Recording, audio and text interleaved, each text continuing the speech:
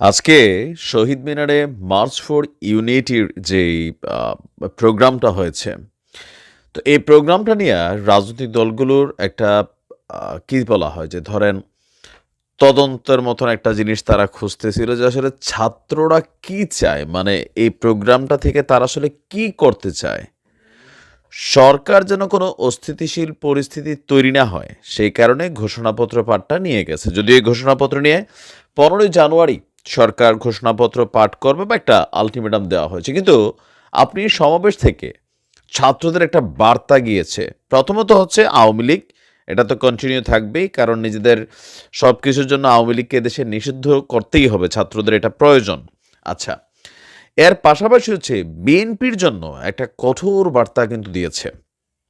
আপনি প্রত্যেকটা স্পিচ প্রদানকারী, মানে যারা বক্তব্য দিয়েছেন তাদের বক্তব্যের ন্যারেটিভগুলো যদি আপনি দেখেন, সার্জিস থেকে, হাসনাত থেকে, তারপরে যে নাসিরুদ্দিন পাটোয়ারি থেকে, উমামা, তাবাসসুম, যারা আছেন জাতীয় নাগরিক কমিটি থেকে শুরু করে প্রত্যেকেরই যে একটা নতুন বাংলাদেশ, নতুন রাজনৈতিক বন্দোবস্ত। তো সেই বন্দোবস্তে আসলে মানে কোন দিকে যাচ্ছে, নতুন আরেকটা টার্নিং পয়েন্ট হচ্ছে ছাত্রদের রাজনৈতিক দল গঠন নেওয়া। গেল এই অনুষ্ঠানটা ঠিক 2 দিন আগে ছাত্রের নেতা সার্জিস বললেন, মানে জাতীয় নাগরিক কমিটি, যে তারা কোনো রাজনৈতিক দল হিসাবে মানে আত্মপ্রকাশ করবে না, তারা রাজনৈতিক শক্তি হিসেবে কাজ করবে। তবে এখানে যেটা বলা হয়েছে, মুদ্রার এপিঠ ওপিঠ, এক হাত থেকে চাঁদাবাজি আরেক হাতে। আগামীর বাংলাদেশে সিন্ডিকেট চলবে না, চাঁদাবাজি চলবে না, লুটপাটকারী চলবে না, রাজনীতির নামে অপরাজনীতিকারীরা চলবে না। তো এরকম নানান বক্তব্যগুলা যে দিয়েছে, এই বার্তাগুলা কোথাও না কোথাও মানে কার দিকে যাচ্ছে, এটা বেসিক্যালি আপনার বিএনপির দিকে যাচ্ছে। কারণ গেল 4-5 মাস বা এই আন্দোলনের মেটিকুলাস প্ল্যানের অংশ হিসাবে আপনি যাদেরকে পেছনে দেখেছেন, কোথাও না কোথাও অধিকাংশই বাংলাদেশ জামাত ইসলামের সহযোগী সংগঠন ছাত্র শিবিরের নেতাকর্মীরা ছিলেন। আমরা যখন সমন্বয়কদের একের পর এক দেখছি যে শিবিরের নেতাকর্মীদের আত্মপ্রকাশ ঘটেছে, তো সমন্বয়দের সাথেই বেশিরভাগ কানেক্টেড ছিলেন। তো বিএনপির কিন্তু আপনি দেখেন এতগুলা এই যে কমিটি হয়েছে, যে আমাদের এই পোলাপাইন যেগুলো আছে বৈষম্য বিরোধীর, এদের সাথে পেছনের সারিতে লিড করছে এই আন্দোলনকে, পেছনের সারিতে নেতৃত্ব দিছে আন্দোলনকে। বিএনপির ভেতর থেকে আপনি দেখেন 2-1টা ছেলেপেলে কিন্তু খুঁজে পাওয়া যাচ্ছে না। আবার বিএনপির সাথে এই বৈষম্য বিরোধী সমন্বয়কদের দা কুড়াল একটা সম্পর্ক কিন্তু তলে তলে চলে। আবার জামাত শিবিরের সাথে সৌহার্দ্যপূর্ণ ভালোবাসার সম্পর্ক কিন্তু চলে। আজকে সার্জিস আপনারা জানেন সকালবেলা কি বলা হয় যে আমাদের জামাত ইসলামের যে সংগঠন ছাত্র শিবির, তাদের যে একটা বিশাল প্রোগ্রাম ছিল, কর্মী সমাবেশ 15 বছর পর, সেইখানে সার্জিস আপনার উপস্থিত হয়েছিলেন, অতিথি হিসাবে বক্তব্য দিয়েছেন। শিবিরের কর্মীরা ব্যাপক উচ্ছ্বাস প্রকাশ করেছেন। সার্জিস বলছিল যে ওই আন্দোলনের সময় শিবিরের সাথে একই টেবিলে বসে এই শেখ হাসিনা সরকারকে বিদায়ের অনেক পরিকল্পনা করা হয়েছিল, কিন্তু আমরা বিএনপির ইস্যুটা এ পর্যন্ত কিন্তু দেখি নাই।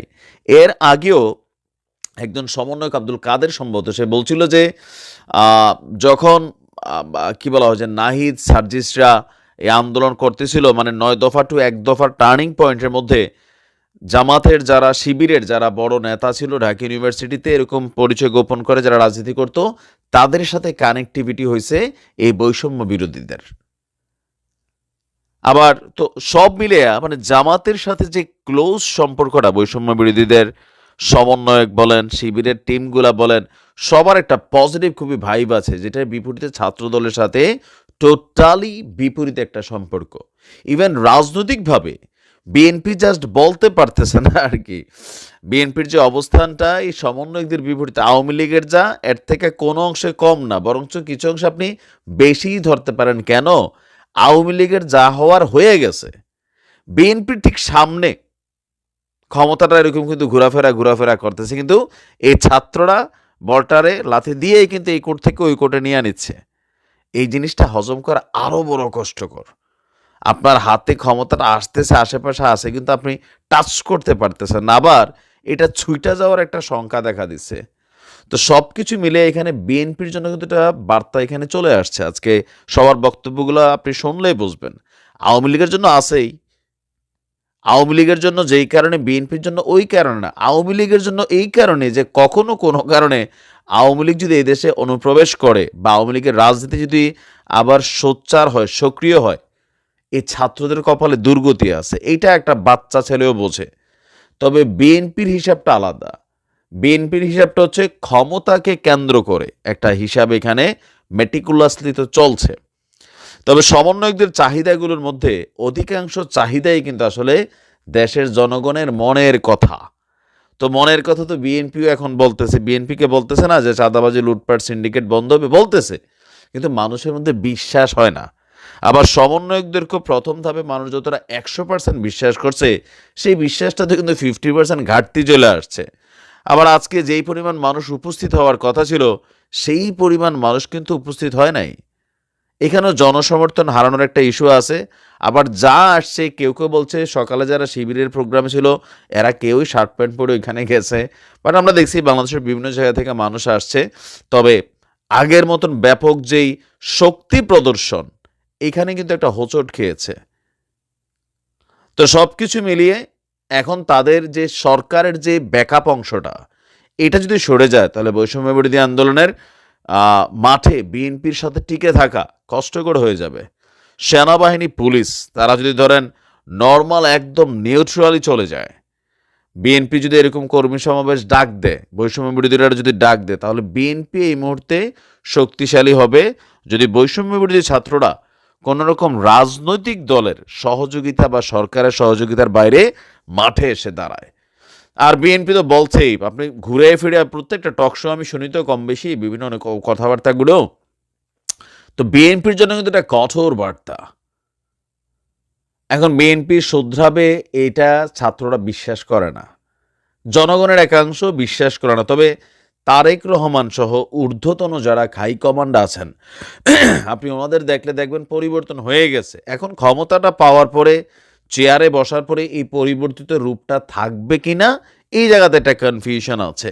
তবে 17 বছর তারেক রহমান দেশের বাইরে থেকে যা দেখছেন, বিএনপি যা দেখছে হাইকমান্ডরা, তারা কিন্তু অনেকটা পজিটিভ ভাইবে চলে আসছে। কিন্তু ওই যে 5% বরাবরই বলি, এদেরকে বোঝানো বড় কষ্টকর। তো বিএনপি জন্য একটা কঠোর বার্তা ছিল আগামী নির্বাচনকে কেন্দ্র করে। তারেক রহমান বলছিল একটা যুদ্ধের মতন অবস্থান আসবে সামনে, নতুন একটা যুদ্ধ আসতে যাচ্ছে। এই যুদ্ধটা কিন্তু এই বৈষম্য বিরোধী প্ল্যাটফর্মের সাথেই বিএনপির ঘটবে। বৈষম্য বিরোধী প্ল্যাটফর্ম মানে বৈষম্য বিরোধী না, একের ভিতরে অনেক। একের ভিতরে সরকার, জাতীয় নাগরিক কমিটি, জামাত ইসলামের একটা বড় সাপোর্ট কিন্তু এই বৈষম্য বিরোধী। আবার বৈষম্য বিরোধীদের বড় সাপোর্ট জামাত এবং তাদের বিভিন্ন যে সহযোগী অঙ্গ সংগঠনগুলো আছেন।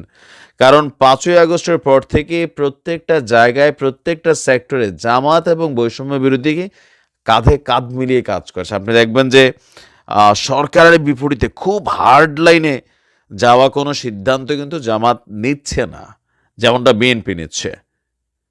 কারণ জামাত চায় একটা লম্বা সময় মানে নির্বাচনের বিষয়টা মিনিমাম 1-1.5 বছর ওয়েটিং হোক। তাহলে জামাত তাদেরকে যে পুনরুজ্জীবিত করার পরিকল্পনা, তাদের নেতাকর্মী যেভাবে মানুষের সাথে ভালো সম্পর্ক লিড করতেছে, জামাতের আমির সুন্দরভাবে সারা বাংলাদেশ চষে বেড়াচ্ছেন, ভালো ভালো কথা বলছেন, মানুষ কিন্তু মুগ্ধ হচ্ছে।